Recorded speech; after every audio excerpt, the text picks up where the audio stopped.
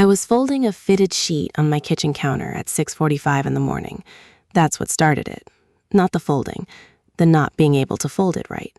The sheet kept bunching at one corner, and I kept pulling it smooth, and it kept bunching. And I thought, you know what? I'm 67 years old, and I still can't fold a fitted sheet. And that thought sat in my chest for a second before I let it go. I put the sheet on the couch, and I went to the coffee pot. I always get up before Dale. He sleeps until 7:30 now. His back does that thing where it locks up in the middle of the night, and he wakes up stiff and angry, and I have to pretend I didn't hear him get up and go to the bathroom 3 times.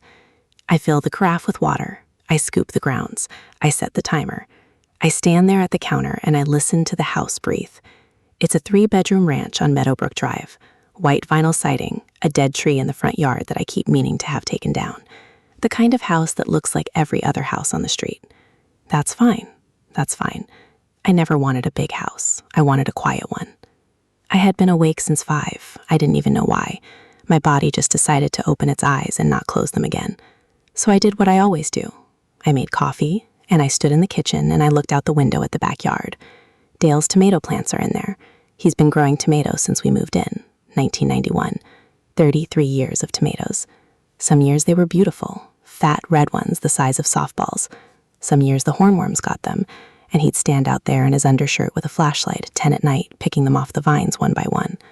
That was Dale. That was the man I married. The one who would get on his knees in the dirt for a tomato plant.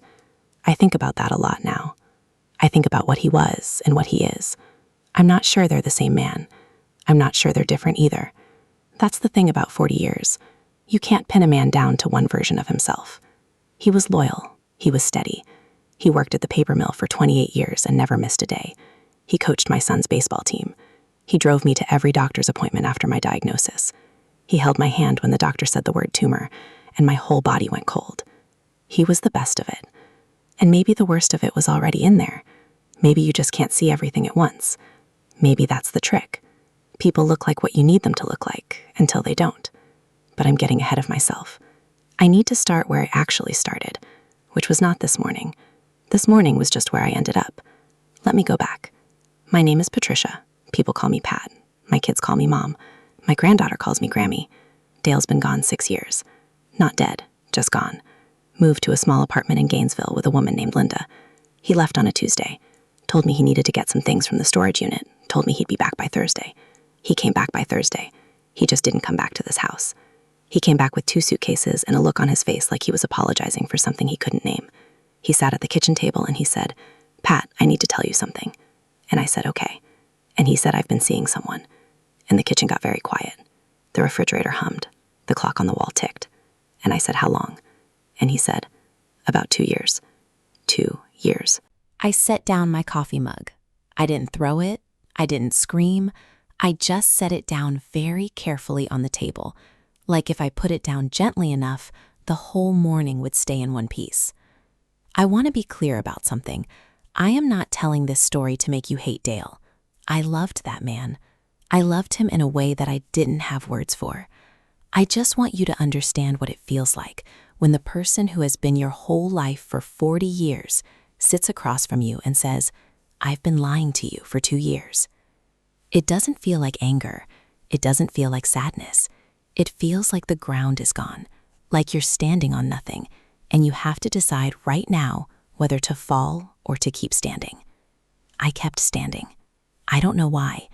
Maybe because my kids were coming for dinner on Saturday and I had to get through the week. Maybe because some of me still believed that love was worth the keeping, even when it was broken. I'm not proud of that. I'm just telling you what happened. Dale moved out in March. We sold the house in June. I moved into a 1-bedroom apartment on River Road, smaller than I wanted. The walls are thin. I can hear the couple next door fighting through the wall every night. She's loud. He's quiet. She throws things. He doesn't say anything back. I lie in bed and I listen, and I think about how strange it is that the smallest apartment I've ever lived in has so much sound in it. Back in the house, there was never enough sound. Dale would sit in his recliner and read the paper, and I'd be in the kitchen, and we'd go hours without talking, but it was comfortable. It was the kind of quiet that means you don't have to fill it. Now the quiet is different. Now it means nobody's coming. I I didn't see my kids much after the divorce. That's not true. I saw them, but something had shifted. My son Kevin called me sometimes. My daughter Megan came over a few times. But there was a distance, a thin layer of something between us. I couldn't name it. I thought it was grief. I thought it was the divorce. I thought they were just struggling to see their father in a new way.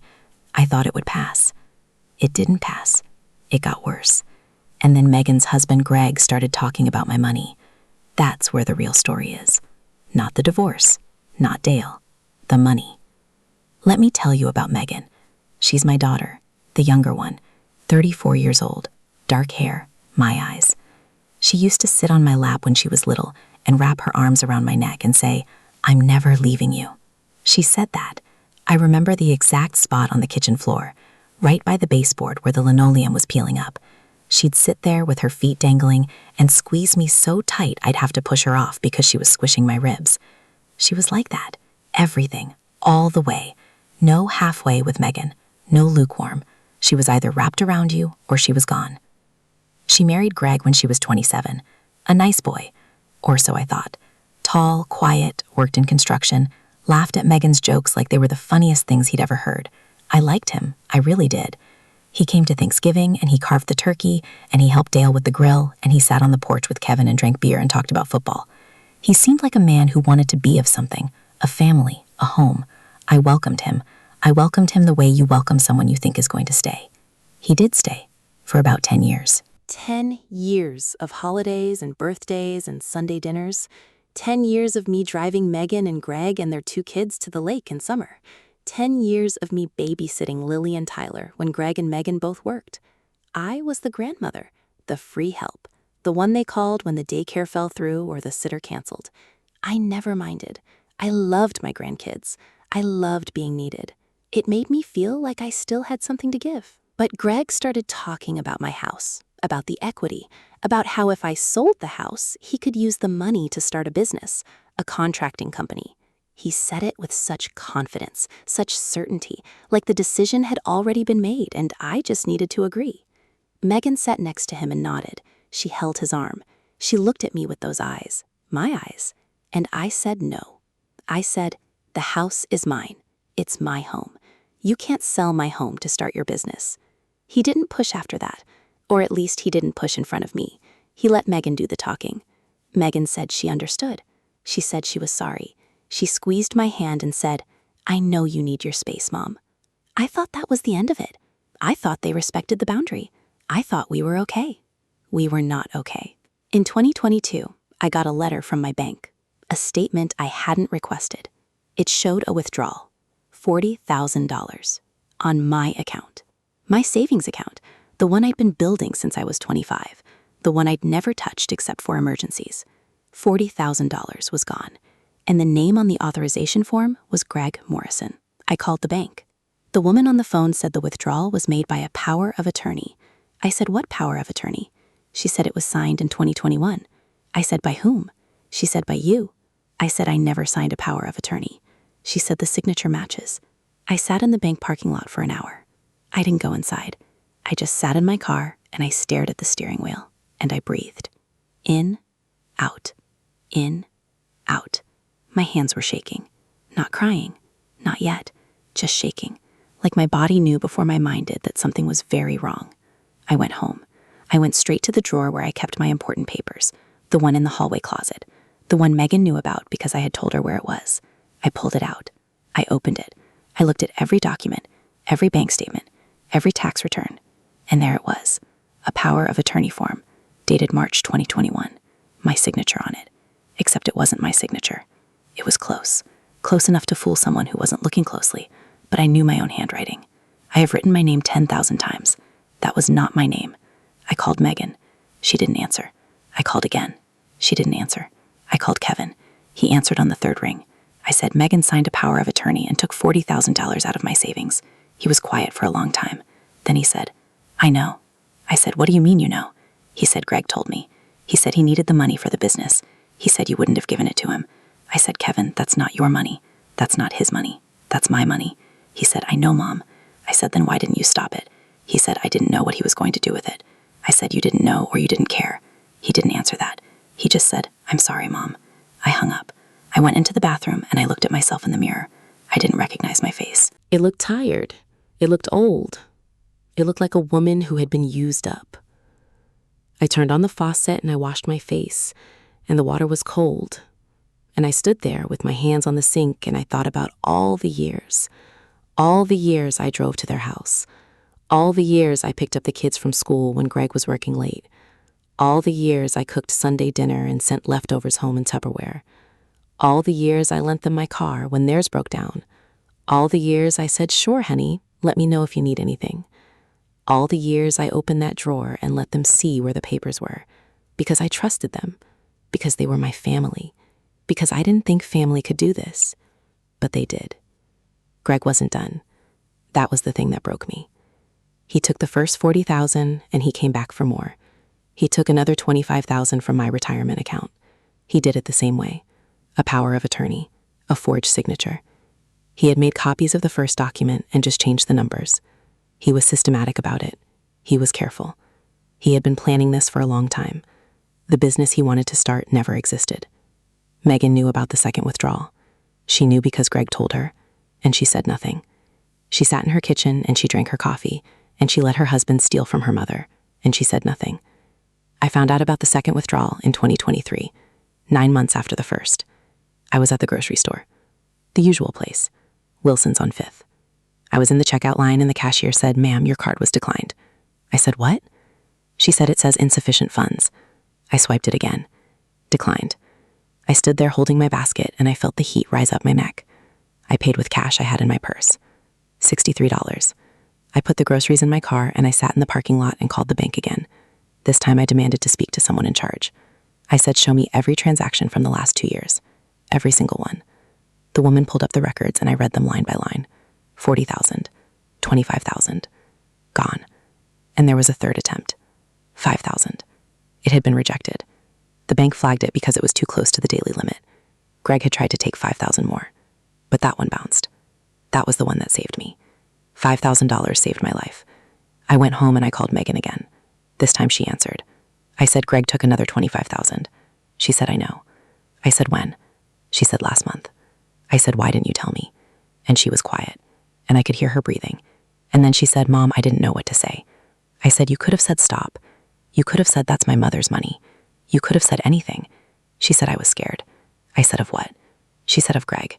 And there it was, the thing I didn't want to hear, the thing that explained everything and nothing at the same time. Megan was scared of her husband, not in the way you're scared of a storm, in the way you're scared of a person who has made you believe that the world is smaller than it is. Greg had made Megan believe that if she didn't go along with him, he would leave. He would take the kids. He would destroy her. And Megan chose the fear over the truth. She chose the man over her mother. She chose the lie over the face she had known since she was born. I didn't scream at her. I didn't cry. I said, "You need to come over." She said, "I can't right now." I said, "When?" She said, "I don't know." I said, "Megan, come over now." I said, "I need to see your face. I need to see if you still have my eyes." She said, "Okay." She said, "I'll be there Saturday." Saturday came and went. She didn't come. She sent Kevin instead. Kevin showed up at my apartment with a bottle of wine and a look on his face like he was carrying something heavy. He set the wine on the counter and he said, "Mom, I need to tell you something else." I said, "What?" He said, "Greg has been accessing the house. He's been going to the storage unit. He's been taking things." I said, "What things?" He said, "Your mother's things, your dad's things." He said he sold some of them. He said there's a couch in there that he sold online. He said your mom's jewelry box was in the storage unit. I said, "My jewelry?" He said, "Yeah." I said, "Where is it?" He said he sold that too. I sat down on the couch, the same couch where I had folded the sheet that morning. I put my hands on my knees and I stared at the wall. The wall was white and there was a small crack in the corner that looked like a river on a map. I traced it with my eyes, from the corner to the middle, a long, thin crack, like something had tried to break through from the inside and failed. I said, "Kevin, do you know where my mother's ring is? The emerald one, the one she gave me when I got married." He said, "I don't know." I said, "Ask Greg." He said, "I can't ask Greg." I said, "Then ask Megan." He said, "Megan won't talk to me about it." He said, "Ever since the money thing, she won't look at me." He said, "She sleeps in the guest room." He said, "They barely speak." I said, "How long?" He said, 3 months. I said, "They've been married 12 years. He said, "I know." I poured the wine. I didn't drink it. I just held the glass and I let it warm up in my hand. Kevin sat across from me and he told me about Greg, how Greg had been drinking more, how he had gotten into debt from a previous business that failed, how he had told Megan he needed a fresh start, how he had looked at my savings and my house and my retirement like it was his way out, how he had forged my signature because he knew I would never give it to him, how Megan had gone along with it because she was afraid, and because some of her wanted to believe that if she just let it happen, it would be over, that if she stayed quiet, it would all just go away. It didn't go away. It came back. It came back in the form of a phone call from a lawyer in November of 2023. The lawyer's name was David Harlow. He called me on a Tuesday afternoon. I was in the kitchen making soup. Tomato soup. The kind with the crackers on the side. Dale always liked that. I don't know why I was making it. Maybe because the house was empty and I was making soup for one and I didn't know what else to do with my hands. The phone rang and I picked it up, and this man said, "Mrs. Calloway, my name is David Harlow." I said yes. He said, "I'm calling about the power of attorney on your savings account." I said yes. He said, "We've reviewed the document, and the signature does not match yours." I said, "I know." He said, "We believe there has been fraud." I said yes. He said, "We can file a claim to recover the funds." I said, "How much?" He said, "We're estimating $70,000. I said 70. He said yes. He said, "There may be more. $70,000. That's what they took. 40 and 25 and the 5 that bounced. That was my life savings." That was the money I had saved for the years when I couldn't work anymore. The money I had counted on when the body starts to fail. The money that was supposed to be there when I needed it. It was gone. Stolen.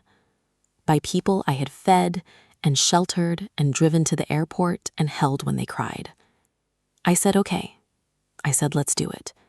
He said, "It will take time." I said, "I have time." I said, "I have nothing but time." The legal process took over a year. There were depositions. There were documents. There were nights I sat at my kitchen table reading pages and pages of Greg's financial records, and I felt like I was reading the autopsy of my own trust. He had debt. He had loans. He had 2 other business ventures that had failed. He had a credit card balance of $23,000. He had a truck payment. He had a child support payment from a previous relationship. All of it funded by my money. All of it taken while he sat at my kitchen table and ate my food and told me he loved my daughter. Greg didn't come to the deposition. He sent a lawyer, a young woman with short hair and a mean voice. She tried to say the power of attorney was valid. She tried to say I had given permission. I looked at her and I said, "My signature is not on that document." She said, "It's a close match." I said, "Close is not the same as mine." She said, "You signed it in front of a notary." I said, "I never signed it." She said, "The notary's records show otherwise." I said, "Then the notary lied." She said, "We'll have to investigate that." I said, "Investigate it." I said, "Take your time." I said, "I'll be here." Megan didn't come either. She sent a letter. A handwritten letter on nice paper. The kind of paper you buy at a stationery store with the little flowers on the edge. She wrote that she was sorry. She wrote that she didn't know about the money. She wrote that Greg had told her it was a loan. She wrote that she loved me and she wished things were different. She wrote that she hoped I could forgive her. I read the letter 3 times. I held it up to the light. I looked at the handwriting. It was hers. Those loops on the lowercase g. I knew that handwriting. I had seen it on 1,000 birthday cards and grocery lists and notes left on the counter that said, "Don't wait up." I didn't write back. I didn't throw it away either. I put it in the drawer. The same drawer. The one Megan knew about. The case was settled in March of 2024. We got back $58,000. Greg declared bankruptcy. The rest was gone. His lawyer said the funds had been transferred to accounts that couldn't be traced. I knew where they went. They went to pay for his truck and his credit cards and his life. The life he built on top of my broken one. Megan and Greg are still married. Kevin tells me they're the same. Megan doesn't call me. She sends a text on my birthday. 3 words. "Happy birthday, Mom." I don't respond. I just look at the words and I think about the kitchen floor, the peeling linoleum, her little feet dangling. And then I put the phone down and I go back to the window and I look at the backyard that isn't mine anymore. Dale calls sometimes. He calls from Gainesville. He always sounds tired. He asks how I'm doing and I say fine. And then there's a silence that lasts about 10 seconds too long. And then he says, "Well, I'll let you go." And I say, "Okay." And we hang up. I don't ask about Linda. He doesn't ask about my life. We just let the silence do the talking. Some nights after we hang up, I sit on the couch and I think about what I would say to him if I had the words. I would say you broke my heart, but they broke my life. I would say the woman you left me for was not the woman who stole my money. I would say the worst thing that ever happened to me didn't come from a stranger. It came from my own blood. But I don't say any of that. I just sit there. And the apartment is quiet. And the clock on the wall ticks. And the couple next door fights.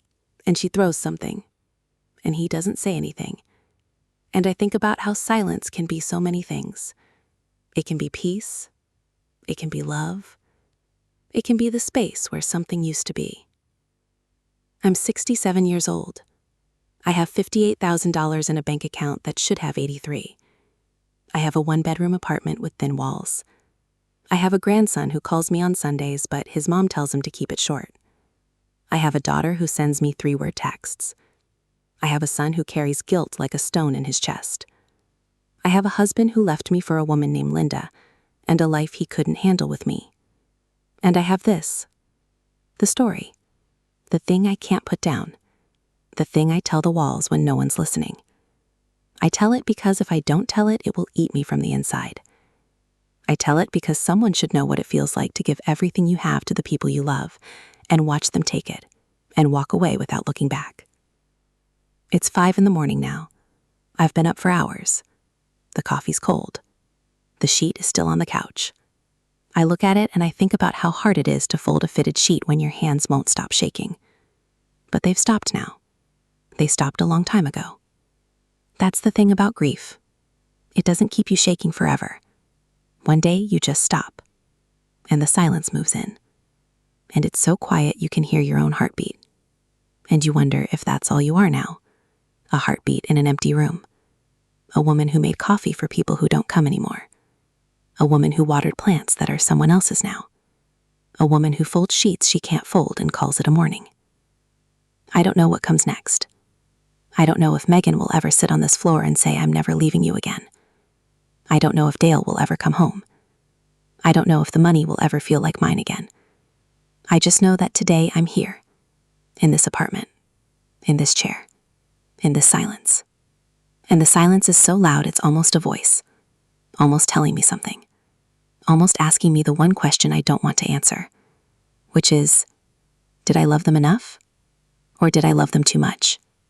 And the answer sits in my chest like a stone I can't swallow and can't spit out. Just there. Heavy. Mine.